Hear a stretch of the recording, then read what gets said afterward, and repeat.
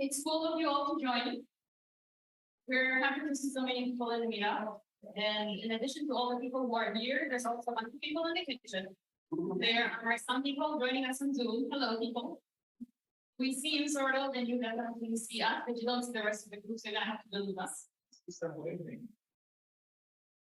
And we have here a really cool venue, so we want to say thank you to CK Labs and this and Ardan for hosting us around the world.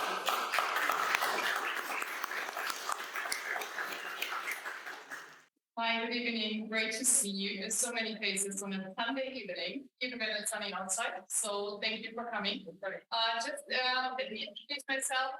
My name is Julien. I'm managing director of Freelance Germany. I'm very happy to have you here together with our nice Panelists. We are happy to welcome you to the kind of blockchain system in Berlin. And I'm very keen to see and hear what's your plan for the evening and what you will share with us. So thank you so much. Thank you. Also thank you to all presenters. Hi, I don't want to go too long, but after today we're community first development JavaScript tool. So if you're looking for the next shift in your career, we can help you. Otherwise, we're just happy to be here with the community and you want to get lessons.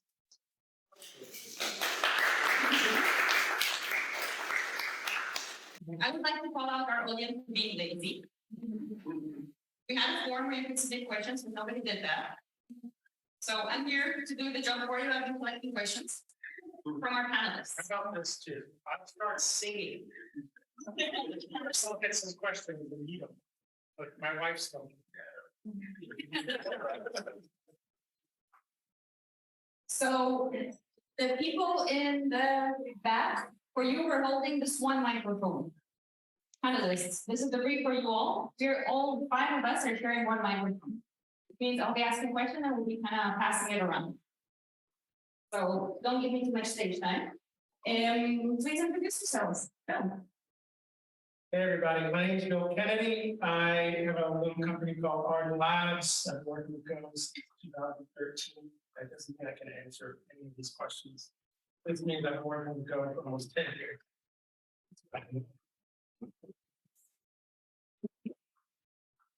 I'm Björn Rabenstein.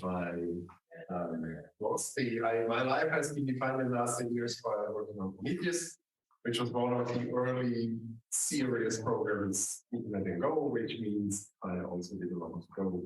I have a past at Google. Well, Go was introduced there, but I never really did Go at Google until I had to leave Google to get the privilege, to enjoy the privilege of using Go for some degree.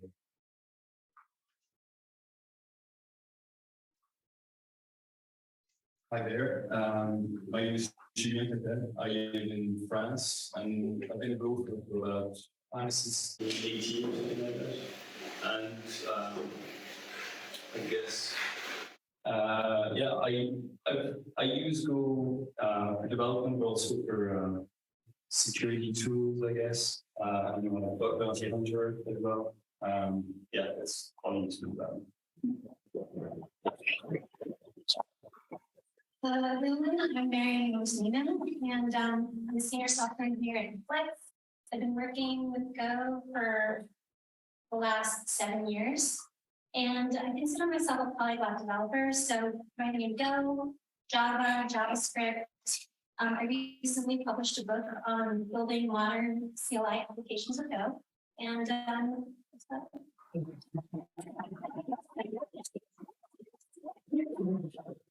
Well, I'll ask the first question, and whoever wants to answer, raise your hand over the mic. Question to the crowd first. Who knows what's the next Go version release?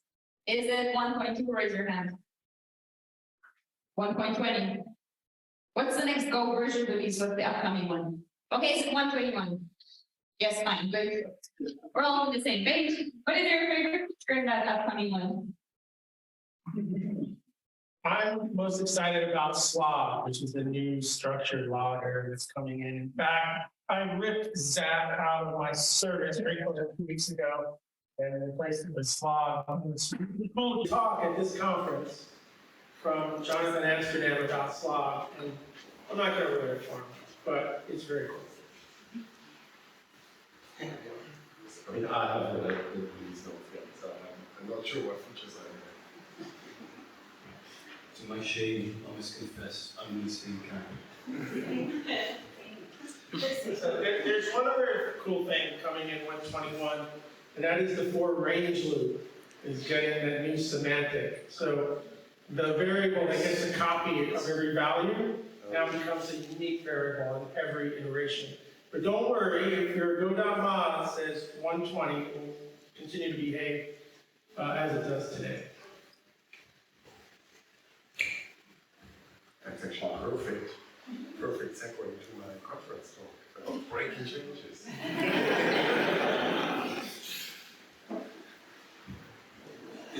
Isn't that behind the flag? Is that in the in language or is that It's my understanding that in 121 that will be the case. that's good to know. One less thing to explain. One last, Two comes to go. Is it in the Go mod file, what you declare there, 120, 121, that this switches this behavior? yeah, it should be, he's asking will the go mod file switch that behavior. It's my understanding that once you put 121 in that mod file, that behavior should change. They're really good at keeping that backwards compatibility, not just on the language, but the tooling ever since we've had modules. But they know this one's a potential breaking change. I think, if I'm not mistaken, Ross Cox has a talk at GopherCon 2022. If you skip to the end, I think he explains that's right. But don't quote me on that. On the internet. Question from the crowd, yeah. Yes, short question. When I have a look at Go, like we have bigger projects, and one concern I always have is like unifying semantics, like logging.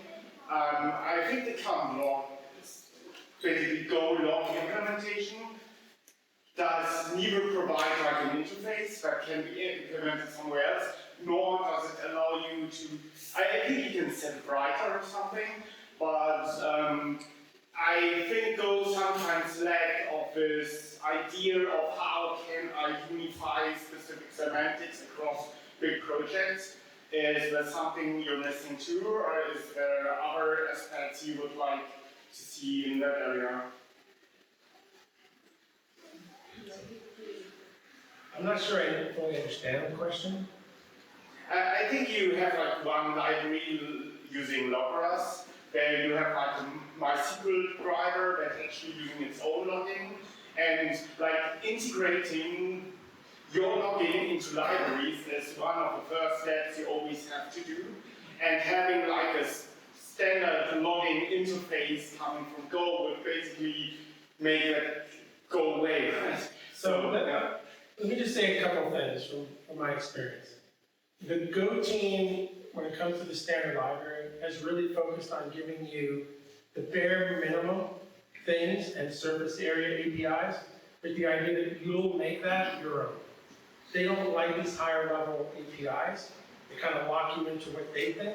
They give you the lower level APIs and they say, build on that.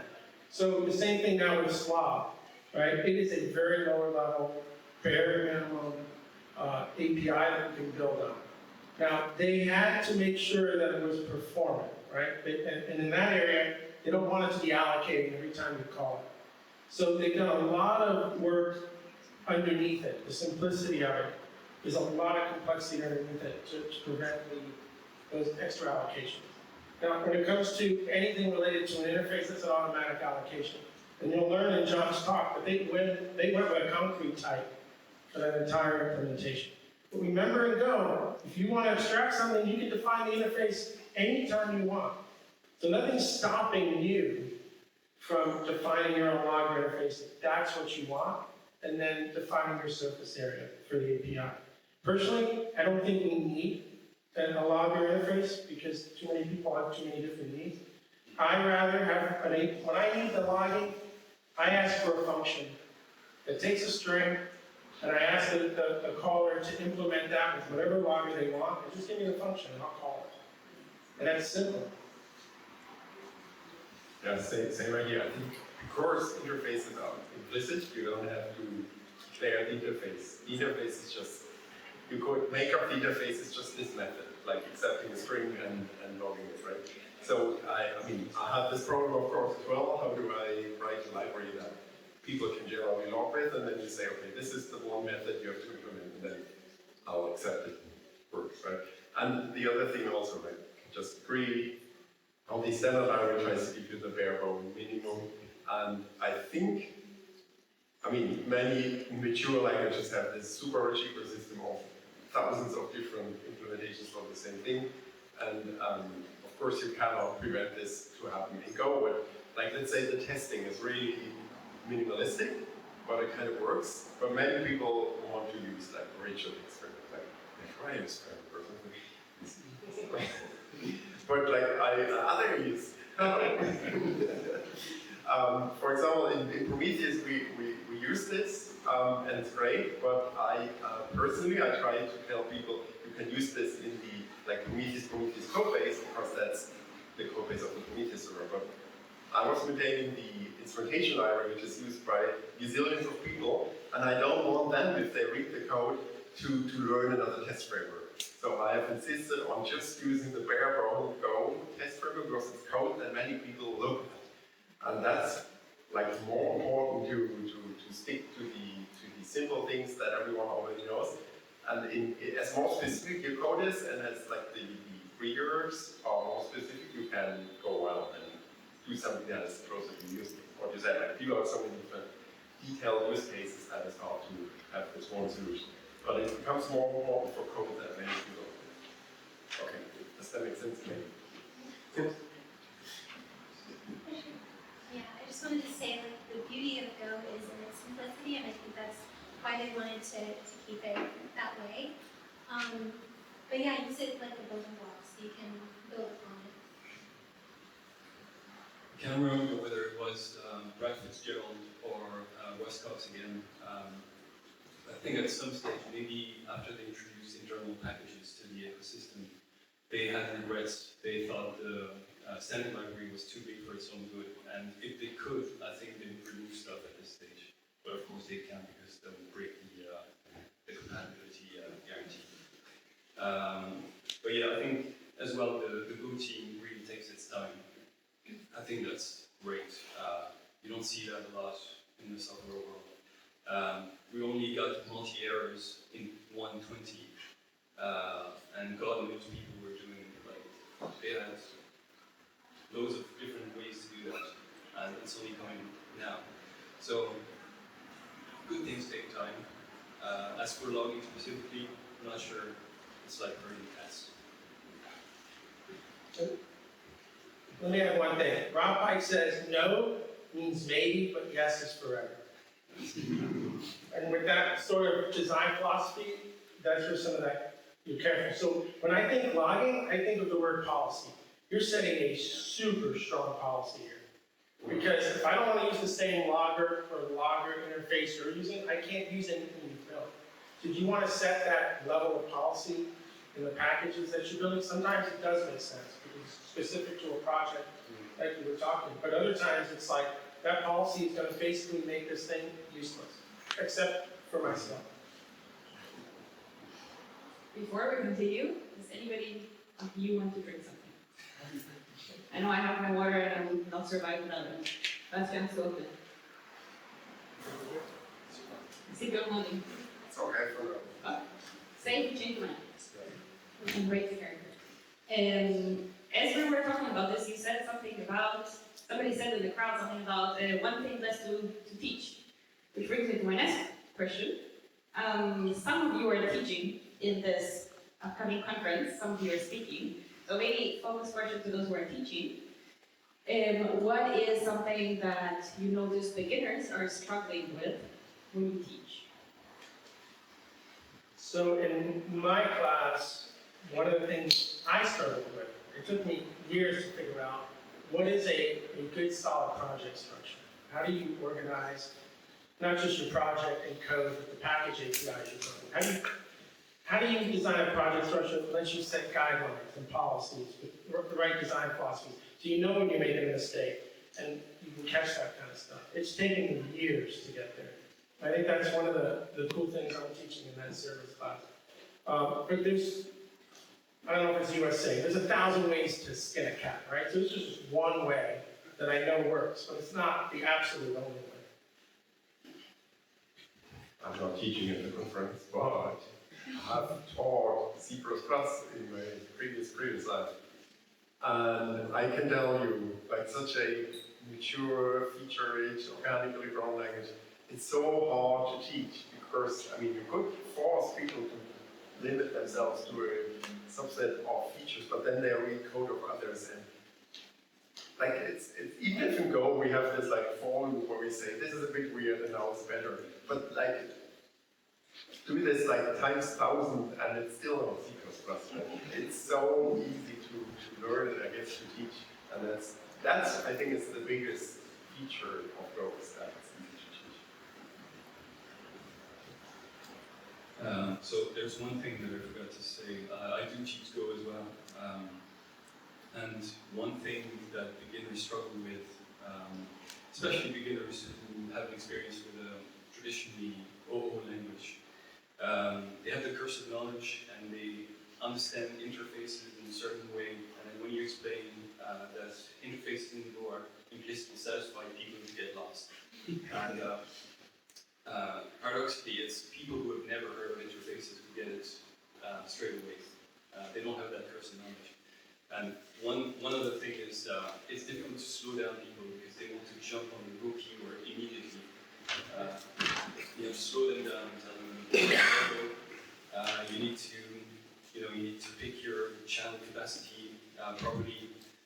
You have to make sure you don't need Go routines, etc. Other people just want to embrace the concurrency bit, forgetting everything else. I just wanted to plus one what Bill said about program structure, because that, for me, my personal experience learning any language is, how to structure your application and to make it intuitive. So, as you're building your application, you're not just building it for yourself, but others are also going to be looking at your code base, and it's best to make that application structure intuitive so that without even having to document like what's in each folder, people can just look at it and know, okay, this is where the commands are going to be located, or these are where the external packages are located. Question to people on Zoom. If you hear us well, raise one hand. If you don't hear us well, raise two hands. Just the people on Zoom.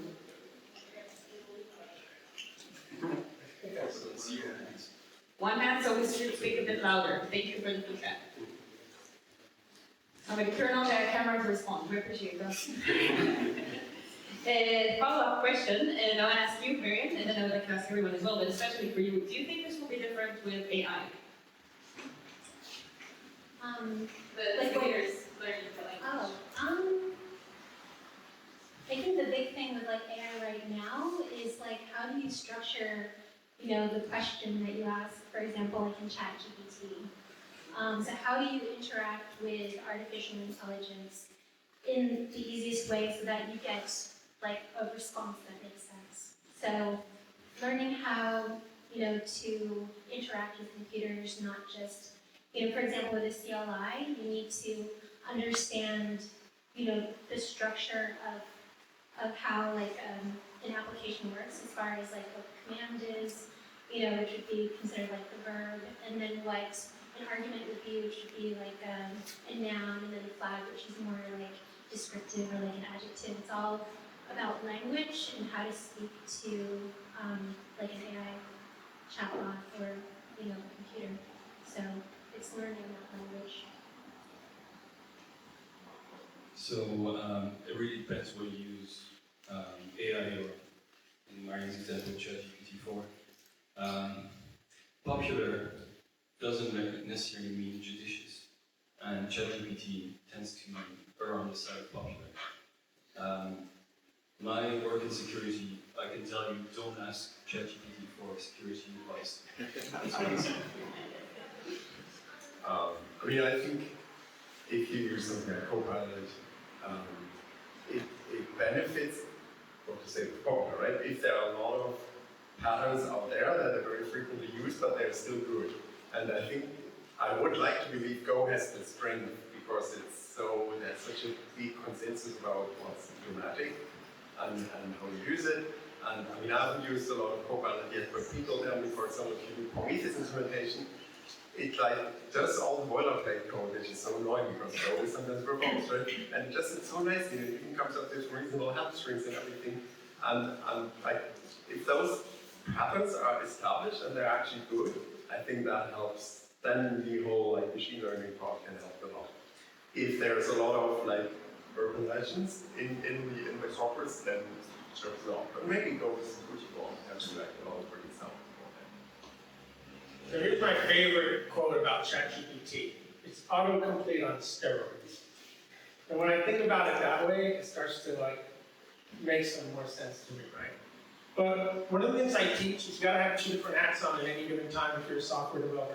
You gotta have your programming hat on, and then your engineering hat. Your programming hat is, I just need to find those 20 lines of code that make this thing work. I don't care about idioms, guidelines, stuff, I don't care.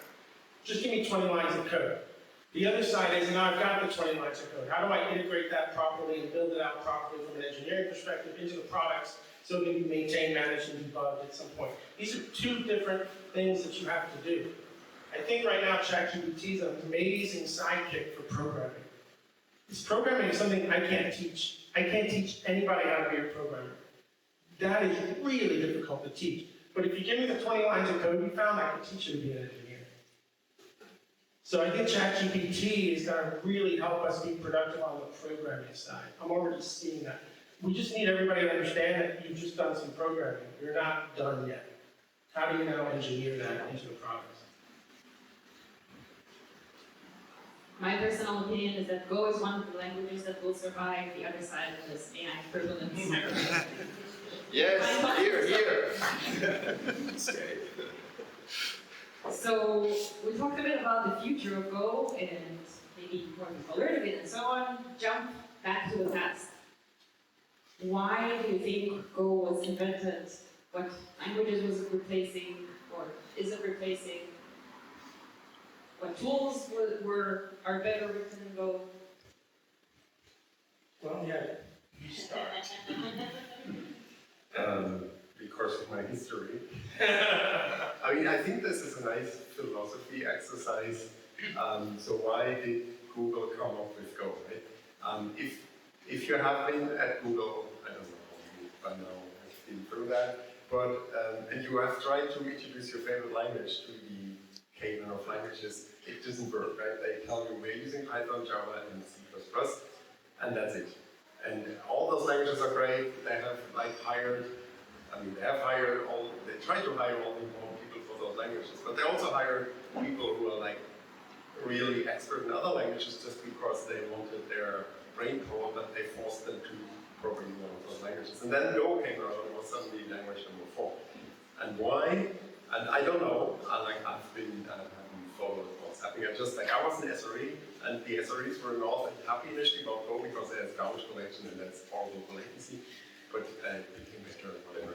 But I think so. People like told this is like a faster Python, right? And okay, it's faster than Python. And then people said this is like this C++ replacement. But I think it's neither is true. I think C++ is exactly, you want to have everything under control. If there's a C++ replacement, it's Rust, right? Rust is nothing like Go. And especially because if you're write a program which is like near real time and garbage collection is just a big no-no, you want to control everything. No. And Python programs were already written for cases where performance doesn't matter, right? So I think Go was invented to replace Java. That's my maybe unpopular opinion, I don't know. Because it's like the whole idea with Java, with the JDK being like this additional layer that unifies everything, that we don't need that. Our unified layer is containers on Linux, right? So we don't need any virtual machine anymore, right? We have containers on Linux and our virtual machine. So it's like useless overhead. Essentially, there's a great ecosystem and a lot of code, of course. But if you like come from scratch, you want something that like is garbage collected and all those things, but doesn't have this overhead. That's the one thing where I think it's precisely this Java domain. It's not for the programs that like have to budget every 10th of a millisecond or something, and but it must be performant enough, like not to impact the programs. And of course, easy to teach. We were there, right? That's just the most important thing. If you are a shop that just uses one language or 4 languages, then everyone who comes to that shop and has learned another language before has to learn one or more of those languages. And if you can learn Go over the weekend, great, right? Learning Java, it's harder, learning C++ takes a lot. All right. Yeah, it's just Go is another tool in your toolbox, and there are languages that you can, use to replace it, and vice versa. But each language is pretty unique in its own way. As far as like replacing Java, it's kind of interesting because Java, as well as other languages alongside Go, are continually evolving. Some of the other languages are actually taking a look at Go and like seeing what Go is doing and how it's doing it better, especially concurrency, and are kind of following suit and making changes to their own language as well. Not sure what I can add to that. I guess we all know the legend. Two Roberts and Ken probably praised Go as a reaction to C++ growing complexity, and they they went on a quest for simplicity and were benefiting from this. I don't know. I don't think there's Go is predestined to accomplish something. Just use it for whatever you want. Like those people are using it for different things. So here's another Rob Pike quote. Did the C++ language team think that the real problem with that language was they didn't have enough features? Right? And he says this at the very beginning of the advent of like, let's have a new programming language. I think Rob Pike's brilliance comes down to him being an academic, but understanding the average developer. Understanding that I'm an average developer. We just want to get things done, and we want to, at some level, be told what to do. And you've got a small, heavily opinionated programming language that really helps the average developer get things done. And I think that's the beauty of what they built, and the Robs and Thompson, I think really built into the language. And then just keep it stable, right? Think about, like, right, we're never gonna have a 2.0. I basically told Russ that if you went to 2.0, I was retiring immediately because I wasn't gonna update any of my training material for it. So I'm gonna take credit. But think about that, right? At least while Russ is governing this programming language, I don't think we're gonna see that break. Question from the crowd? Yes, I have a question. I spent like my programming life on various languages, basically from C++ to Python. I basically did almost everything. The point I often see is that we talk about the language, but when it comes to like languages like Rust, I don't see like Rust as the superior language, because if you do modern C++, you also don't have issues with memory. But the advantage I see regarding Rust is the toolchain, and I think that's one of the big strong points of Go, is that the toolchain is so easy to use. So I would like to hear the opinion on that.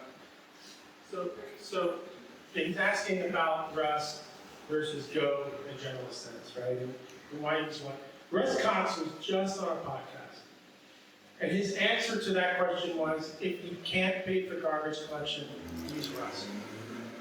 It's such a concise and beautiful answer to the question. If you can't pay for garbage collection, use Rust. When can't you pay for garbage collection? When the latency of that running is getting in your way. But if you're building network level services, the processor is pretty boring. Depending on the latency on those networking calls, you can pay for garbage collection there. But there are other sorts of more CPU-bound operations where you just can't pay for it.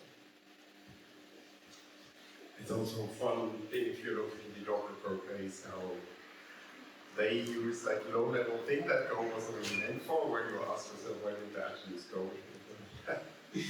But yeah, I mean, generally are so few, I mean, what you just said, right? It's a very special, specific use case, then there's a specific use case to really start to manipulate OS threads or something. But yeah, it's just toolchain, you said toolchain, right?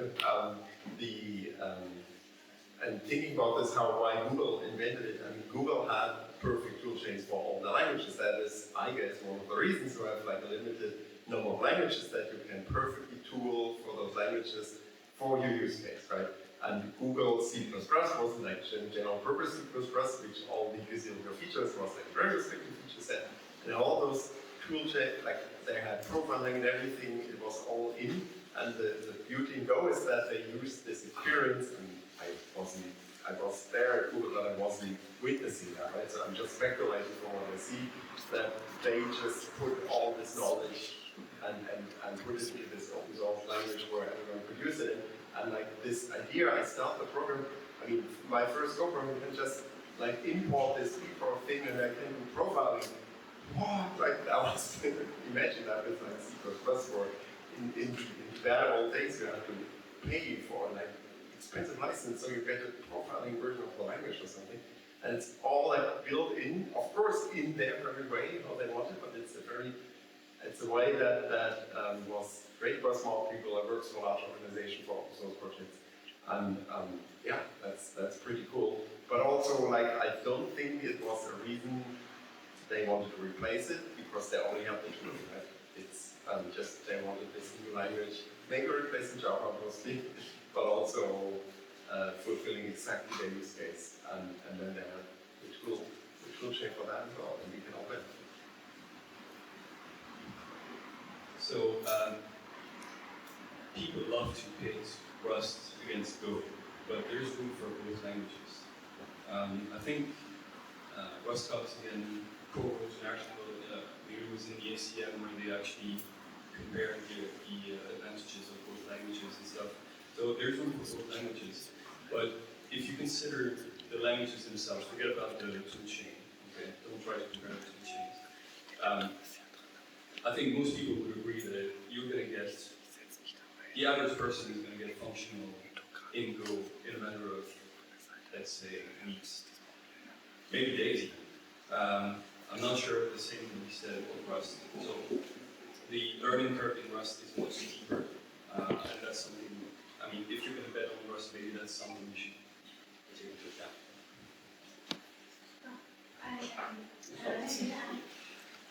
It's been my experience that the more performance you want, the more complexity you're adding. That's it. So if Go isn't giving you the performance you need, and you're going to switch to Rust, unless you've been coding in Rust for a long time, you're adding some complexity to your life to get that. It's just like you drop into assembly sometimes. Though Filippo's ripped out almost all, I think he's ripped out all the assembly now from the cryptography packages, because he just couldn't maintain. In fact, Filippo was funny, he ripped all the assembly out of the cryptography packages, didn't tell anybody, and waited. Waited to see if somebody would send him an email to say, hey, this thing slowed down. You know how many emails he got? 0. So I think it's always this balance between complexity and performance and where you need to live. Can I ask a question? Another question from the crowd. So you were talking for a while about how Go might be benefit to push past Java. And I can see the arguments there, but the job market doesn't agree with that. Go is great for infrastructure and tools, but in my experience at least, it hasn't really overtaken Java in the jobs market in the business apps. Do you have any idea why? Maybe it's because there's so many Java developers out there, or do you see it coming in the future? He's asking if we're talking about Java replacing Go. He hasn't seen that. I've been training companies since 2015. Could you guess which programming language developer I have trained the most? No. PHP. I had one of the most technical groups of PHP developers in a training one day. And I said, you guys are blowing my mind. I go, the level of technical understanding you have of the operating systems and everything you're doing, I don't understand. Like PHP to me, and I've never coded it, is this high-level scripting language. how could you possibly have this level of understanding of the machine? You know what they asked? You know what they said to me? Bill, have you ever tried to install a PHP app? I said, okay, we're done. So I thought it was going to be Ruby early on, because so many people from the Ruby community in the early days were jumping over to Go. And I thought, I'm going to be in Ruby shops all day. PHP. I've seen almost no Java, I'm starting to see a little C# now, and I'm guessing that's because of generics. The last two trainings have been C# shops, but primarily not Python, PHP. I mean, I think in the whole, like, it's enterprises that still work in this whole area, it's incredibly conservative. And it took Java for Java a while to get traction, and now it will stay there forever. Like we had a little chat here before where we thought, okay, what language do you use before Go? And so we must be old enough to have been around before Go. But then you could ask, what language do you use before Java? And I'm old enough to have programmed before Java. And my mother is actually a programmer, and she programmed before there was C. So one language that she used, it was COBOL. And COBOL is still around. It's like an enterprisey language. It'll stick around forever. And I mean, I'm probably an infrastructure person that see through this lens, right? And in like 10 years ago or 15 years ago, like the whole Hadoop ecosystem is a Java thing, right? There were so many infrastructure projects written in Java, which is kind of weird in hindsight, but it was the language that most people used and kind of preferred. And now all those in this precise area, like Prometheus was maybe an early adapter, but if we had done Prometheus a few years earlier, we probably would have used Java for better or worse, right? And that maybe, I don't know what that would have meant for the project. So there's, of course, a lot of traction, but I admit I'm biased through this like infrastructure lens, but I also say that the commercial enterprise software is more conservative. Yeah, I'd say at Netflix, most of the services there are written with Java. And when I first got there, I was hired to do Go to write an agent for one of the workstations of Go. But developing the services, I thought, well, why wouldn't they replace this with something written with Go? It just takes a lot of engineering effort. When something's already working and kind of settled and there's no issues with speed or whatever, they keep it running and don't take that effort. Also, beyond that, there's a lot of tools written around it to do, for example, like generation of scaffolding for applications, and that's all. Those tools are written in Go, but they're generating Java code, which is kind of interesting. So the tooling is written for the language Java, and so it's just like all of that dependency on the language for one company. It's just really essential. Nothing much to add. So Cameron from the Go team, who's the PM, project manager or product manager. I think it's product manager. I'm not going to ruin his talk, but you don't miss that talk. Because he's going to talk about Go in line with other languages and some really cool statistics that are going to be coming out. But that he's produced, let's just say, over Go over the last 6 months. So not going to ruin it, but watch that talk. And if you're not joining on Wednesday, you will see that talk on YouTube.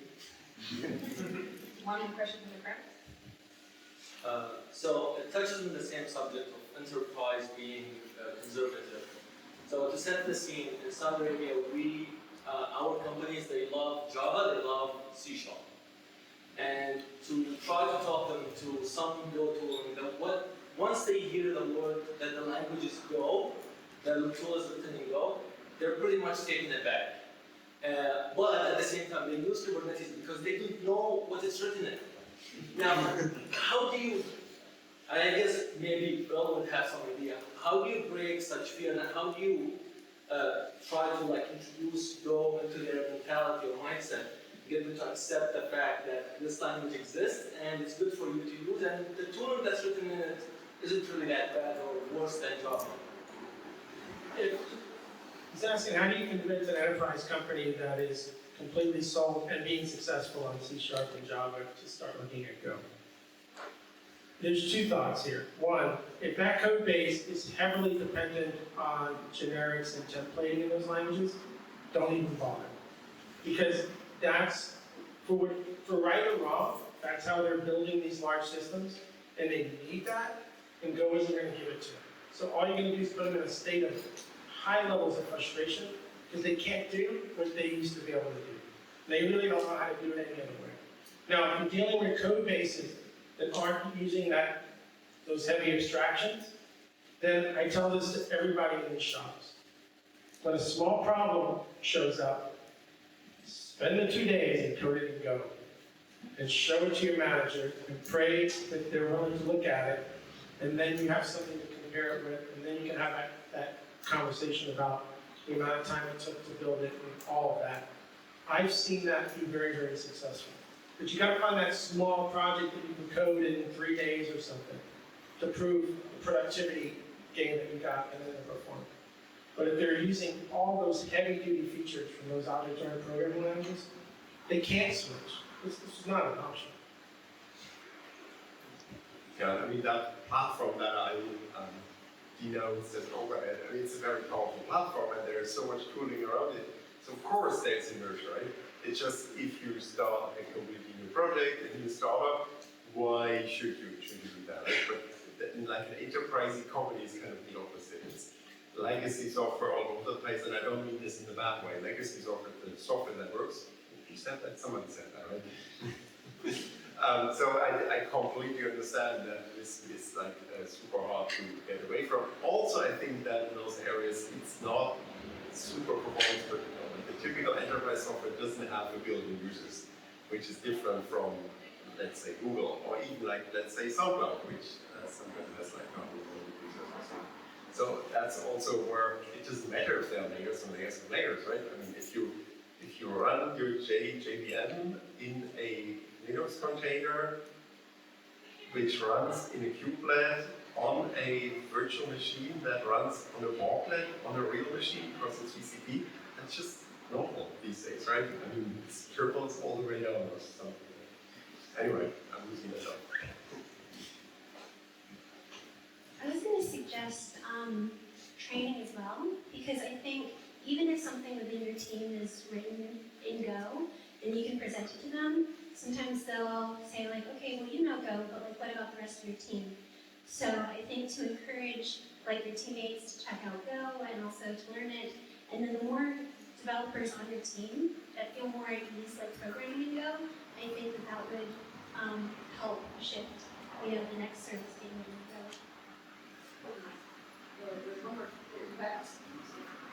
Did you? Well, I could add something to that question, since I've been a Go developer myself. Hold on. Sorry. Thanks, Bill. Thanks. Yeah, I've been a Go developer myself since 2015-16, really, and I've always been finding people switching to Go, also from Java, to be quite happy with it. They were the people frustrated with all the whatever overhead, lots of patterns or whatever. But my last client that I had was a bit different. They were kind of forced to use Go instead of Java because of legal reasons. And they were using Go as like Java. They were writing Java in Go and were complaining all the time that Go is worse Java than Java. And I tried to tell them, yes, but Go is a better Go than Java. But they weren't so much interested in it because they had their ways they were used to.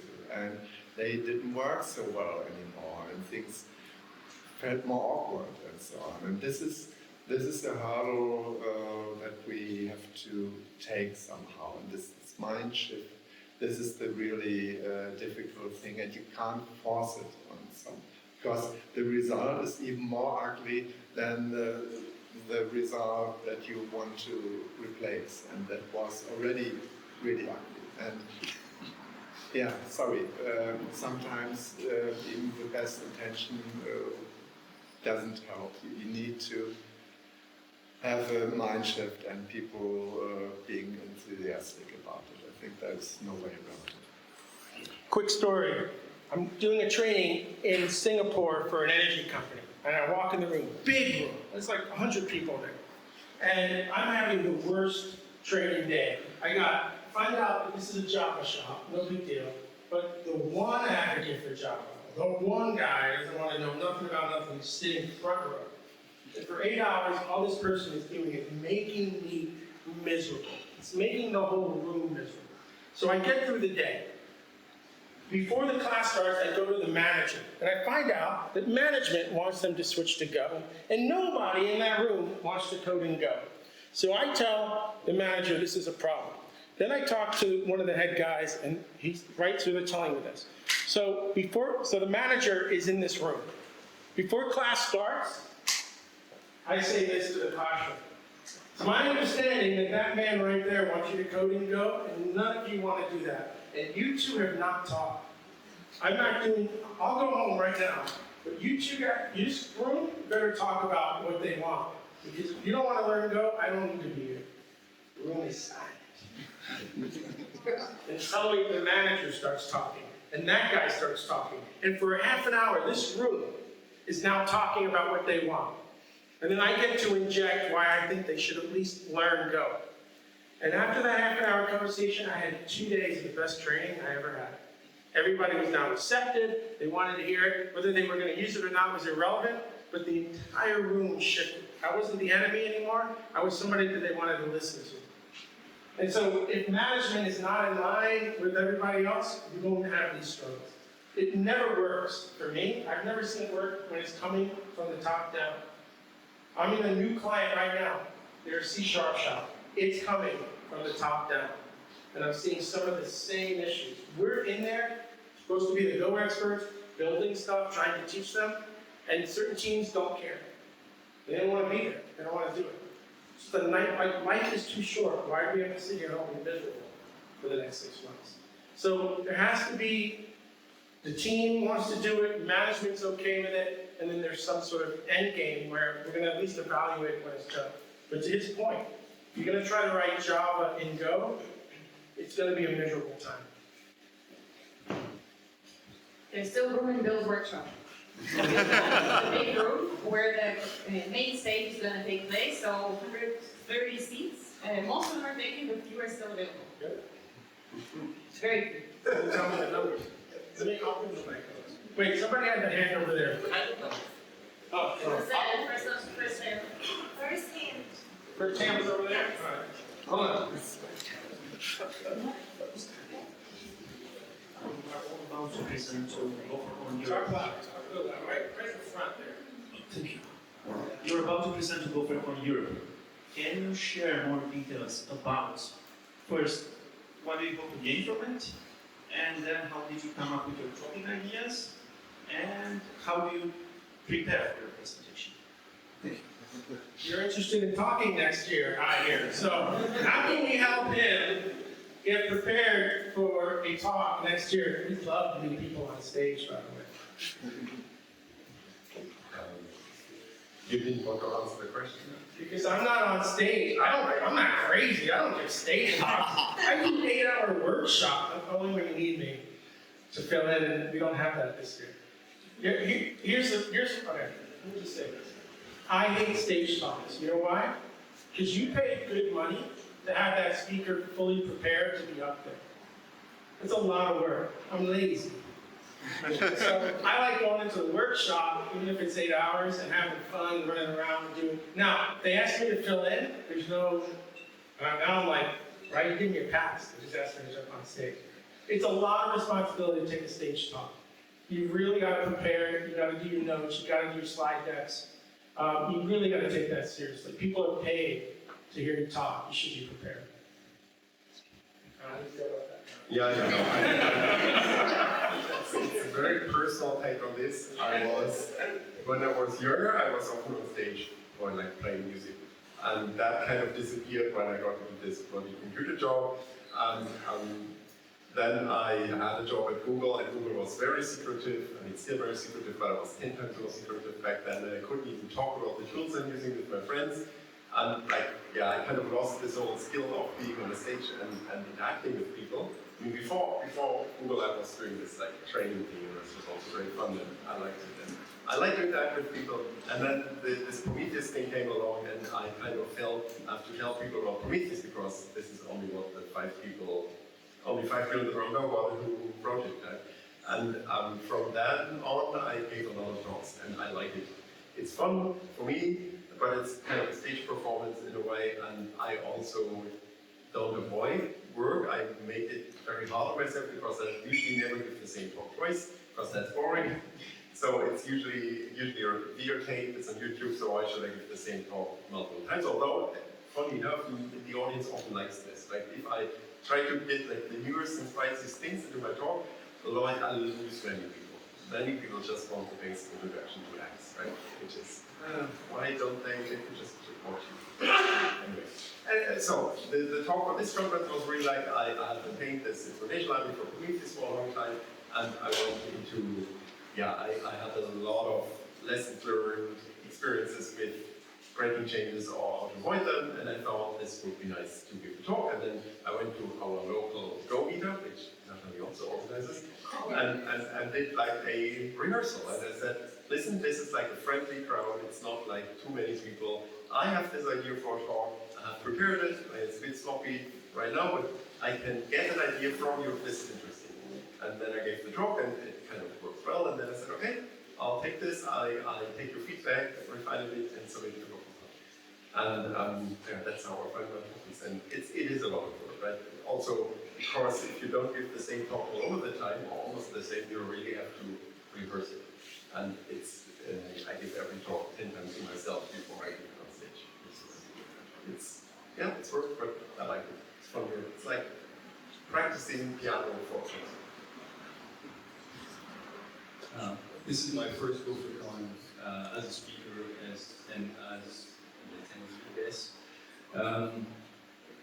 I guess for me it was, well, I had been using Go for a while, but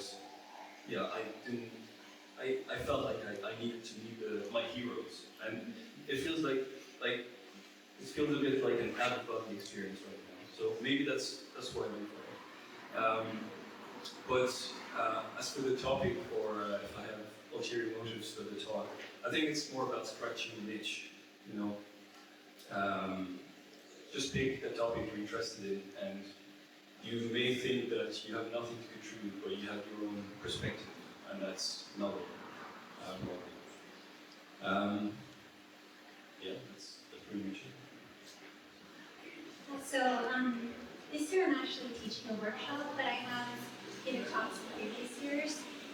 And I think that one of the best pieces of advice is probably to talk about what you know, so personal experience, something that really interests you, or something that you enjoy, and like to share what you've learned about it with other people.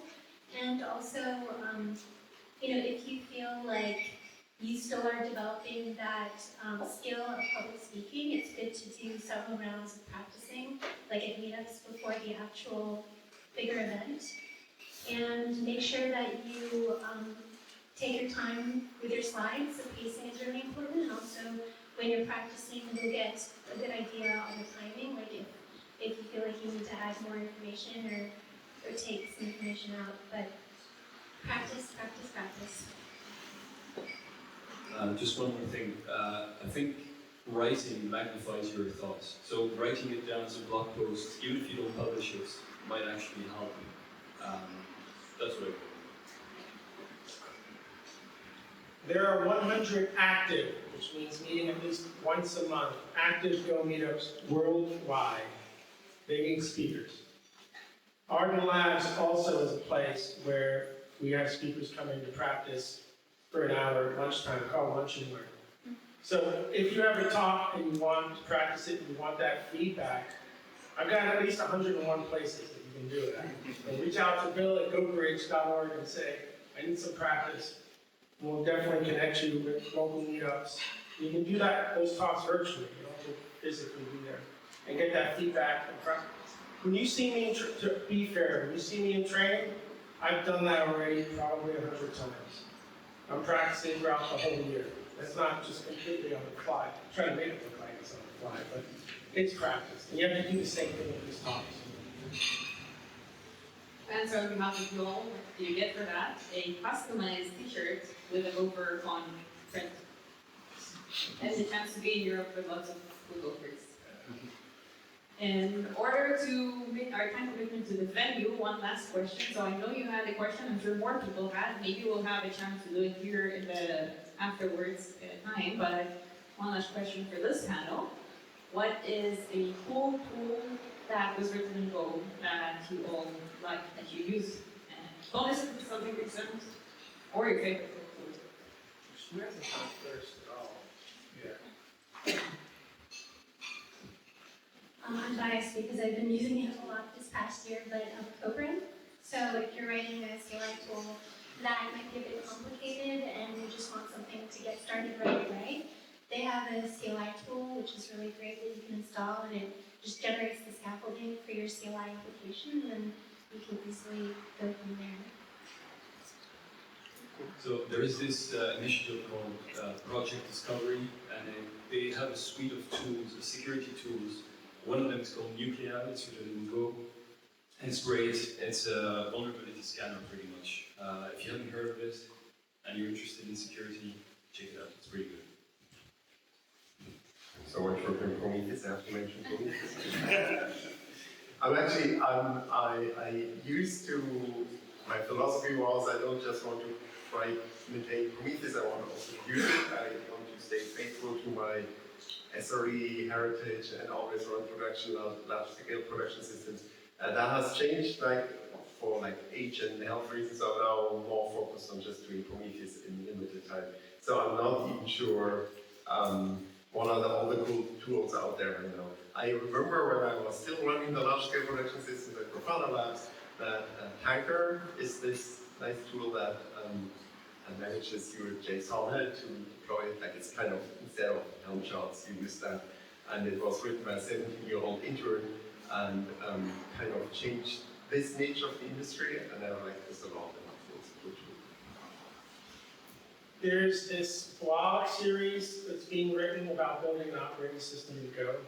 If you haven't seen it, it gets pretty well known. It's kind of cool. So it's not a product, I guess, but it's one of the few things I'm actually dedicating my capacity to reading. It's pretty cool. I'll never need it, I'll never do it. It's just cool. Thank you very much.